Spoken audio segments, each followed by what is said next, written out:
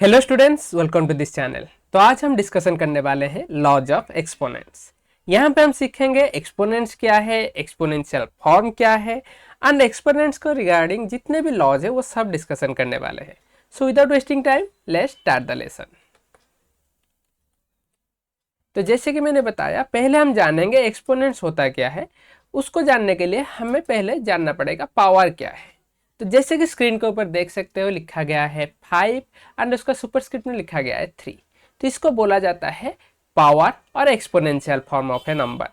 तो यहाँ पे 5 को बोला जाता है बेस एंड जो 3 लिखा गया है उसको बोला जाता है एक्सपोनेंट। इसका मतलब क्या है? ये 125 को लिखने का और एक तरीका है। ये है जो 125 इक्वल टू 5 क्यूब, उसका मतलब है 5 क्यूब या फिर 5 टू द थर्ड पावर। इसको 5 क्यूब भी पढ़ सकते हैं, 5 टू द थर्ड पावर पढ़ सकते हैं। आगे भी डिस्कशन करेंगे इसके बारे में। तो 5 क्यूब जो लिखा गया है it is the exponential form of 125। कोई भी नंबर को अगर एक्सपोनेंशियल फॉर्म में लिखने के लिए दिया गया है तो वहाँ पे हम क्या करेंगे, एक बेस और एक एक्सपोनेंट को यूज करके वो जो फॉर्म में लिखेंगे उसको बोला जाएगा एक्सपोनेंशियल फॉर्म। तो 5 क्यूब का मतलब क्या है? 5 क्यूब का मतलब है 3 फैक्टर्स ऑफ 5, मतलब 5 को 3 बार मल्टीप्लाई किया गया है। 5 times 5 times 5 which will be equal to 125। The laws of exponents, पहले हम जानेंगे एक्सपोनेंशियल फॉर्म। तो एक्सपोनेंशियल फॉर्म क्या है? The exponents of a power indicates how many times the base multiplies itself.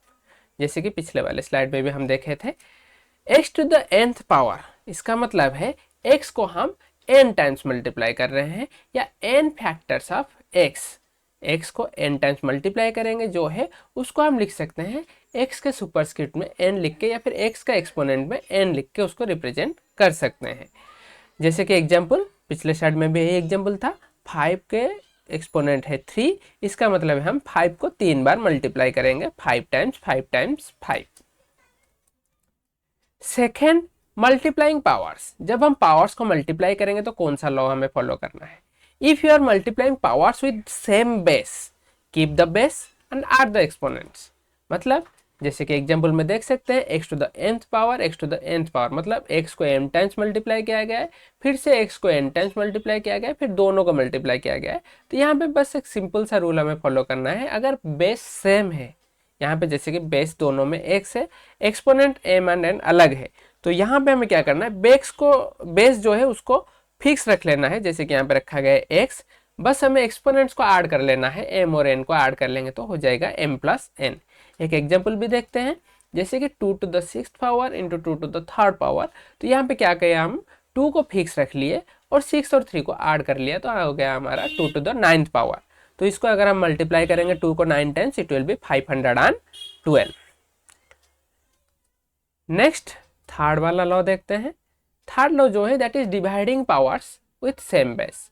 When dividing powers with the same base, keep the base and subtract the exponent, just opposite to the previous one. Previous one में हम क्या कर रहे थे, multiply कर रहे थे, इसीलिए हम बेस को फिक्स रखे थे एंड एक्सपोनेंट्स को ऐड कर लिया था। यहाँ पे अगर सेम बेस वाले पावर्स को डिवाइड कर रहे हैं, जैसे कि यहाँ पे किया गया है x to the nth power divided by x to the nth power, तो फिर हम क्या करेंगे, x को फिक्स रख लेंगे एंड m एंड n जो एक्सपोनेंट्स है उन दोनों को सब्ट्रैक्ट कर लेंगे। न्यूमरेटर का जो एक्सपोनेंट है उससे डिनोमिनेटर का एक्सपोनेंट को बस सब्ट्रैक्ट कर लेना है, जो आएगा वो होगा हमारा आंसर। फॉर एग्जाम्पल जैसे कि 2 to the 6th power divided by 2 to the 2nd power, तो 2 को फिक्स रखेंगे, एक्सपोनेंट जो 6 और 2 है दोनों को सब्ट्रैक्ट कर लेंगे तो हो जाएगा 2 टू द 4th पावर, जिसका वैल्यू है 16। 2 टाइम्स 2 टाइम्स 2 टाइम्स 2, 2 को 4 बार मल्टीप्लाई करेंगे तो आएगा 16।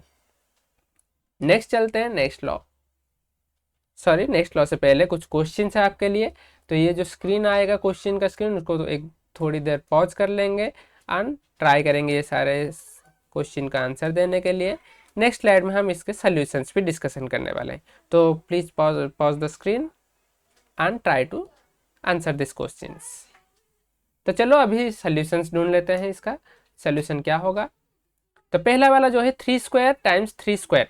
और एक चीज बता देता हूँ, जब 3 का एक्सपोनेंट 2 रहता है तो उसको 3 स्क्वायर्ड भी बोला जाता है।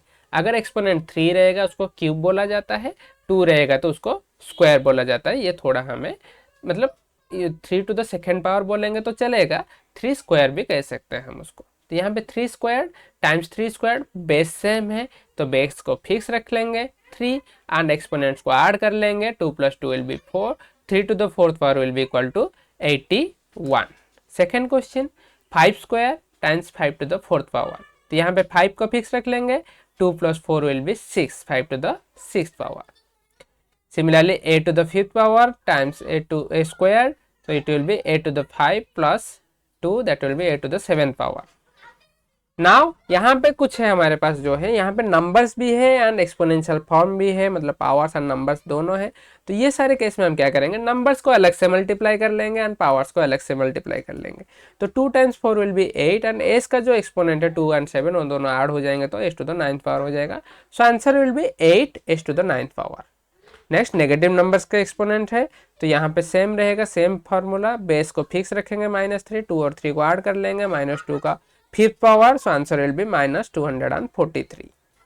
एक चीज याद रखो, जब हम नेगेटिव नंबर्स के एक्सपोनेंट्स लेते हैं, अगर इवन टाइम्स रहता है, मतलब अगर एक्सपोनेंट इवन है, यहाँ पे -3 का एक्सपोनेंट 5 आया है, अगर यहाँ पे आंसर 4 आता तो 3 को बस 4 टाइम मल्टीप्लाई करते आंसर हमारा पॉजिटिव आता।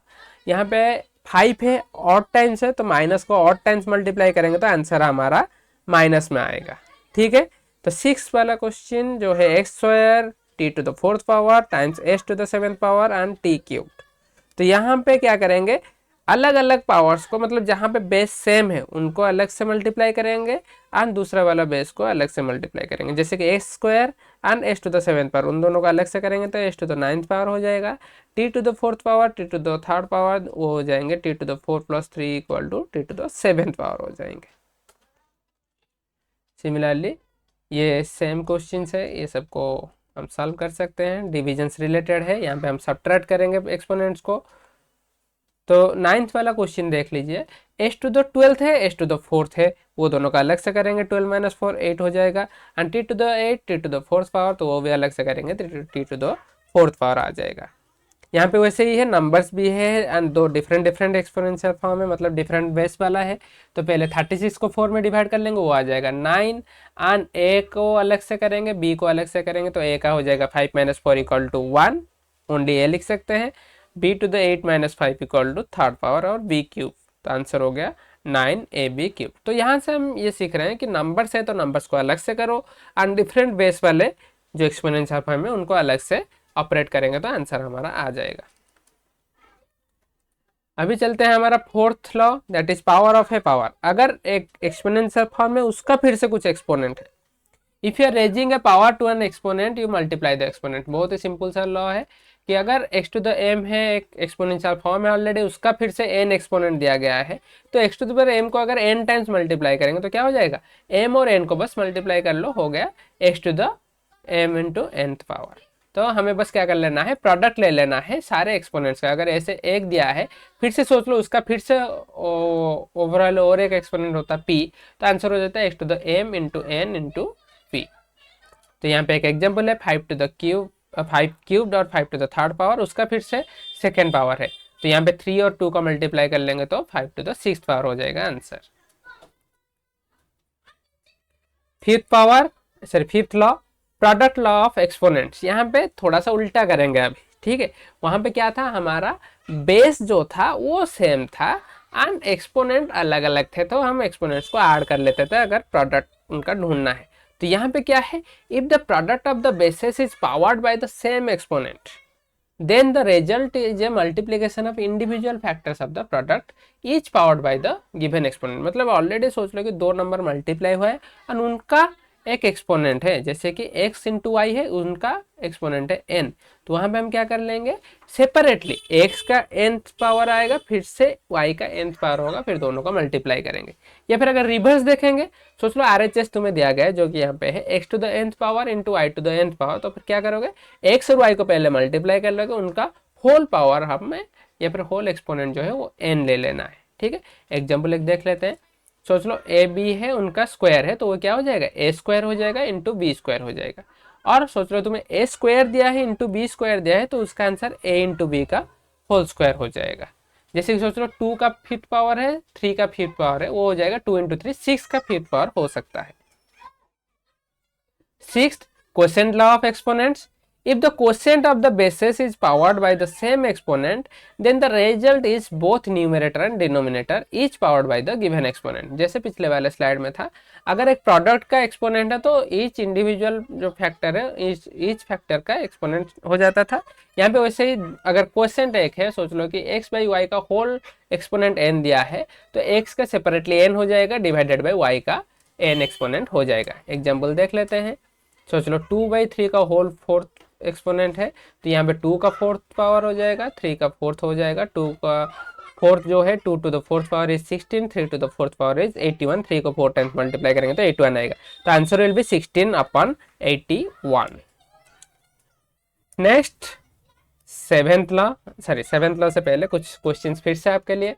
तो ये क्वेश्चंस को फिर से जैसे कि पिछले वाले स्लाइड में किए थे, इसको थोड़ा सा पॉज कर लेते हैं, फिर इसका आंसर पहले ढूंढ लेते हैं, फिर अगले वाले स्लाइड में इसका सॉल्यूशन दिया जाएगा, वहाँ पे हम चेक कर लेंगे। तो pause the screen and try to solve this. अभी सॉल्यूशंस देखते हैं। पहला वाला 3 का स्क्वायर, फिर से उसका फिफ्थ, तो 3 टू द 10th पावर हो जाएगा, ये 8 टू द 12th हो जाएगा। ये 2 का सेपरेटली 3 होगा, that will be 8। A square का फिर से 3 होगा, that will be 8 to the 6th power. ठीक है, यहाँ पर वैसे ही है 2 स्क्वायर का स्क्वायर हो जाएगा 2 to the 4th, A fifth का 2 हो जाएगा 8 to the 10th, and B का 3 है, फिर से 2 है, तो B to the 6th power, तो that will be 16, A to the 10th power, B to the 6th। Again -3 का स्क्वायर इज 9, ए स्क्वायर का square is 4th, 9 A to the 4th power, A square का S to the 6th power, T to the 12th power. ये separately अभी division है, S to the 5th power, T to the 5th power.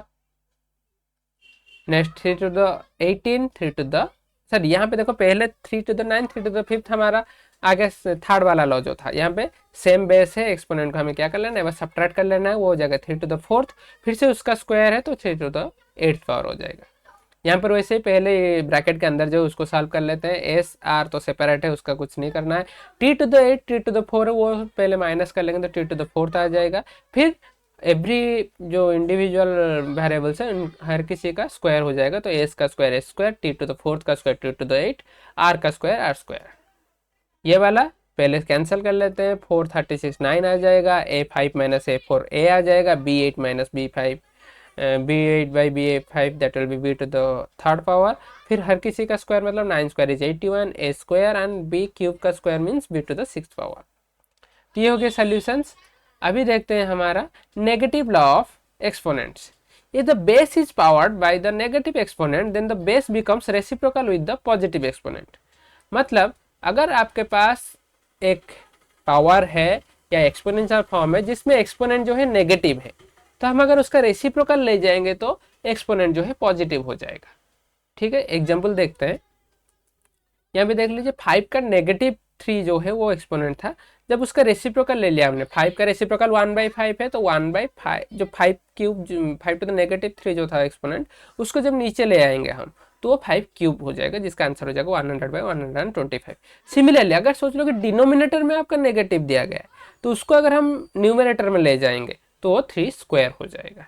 ठीक है, तो यहाँ पर वही चीज लिखा गया है, when I have a negative exponent I switch the base to its reciprocal with a positive exponent. If the base with the negative exponent is in the denominator, it moves to the numerator to lose its negative sign. अगर denominator में है उसको numerator में ले जाओ, उसका negative sign हट जाएगा। सिमिलरली अगर तुम्हारा एक सिंपल सा नंबर या न्यूमरेटर में कुछ है जिसको हम डिनोमिनेटर में ले आएंगे तो उसका नेगेटिव साइन हट जाएगा। सिंपल।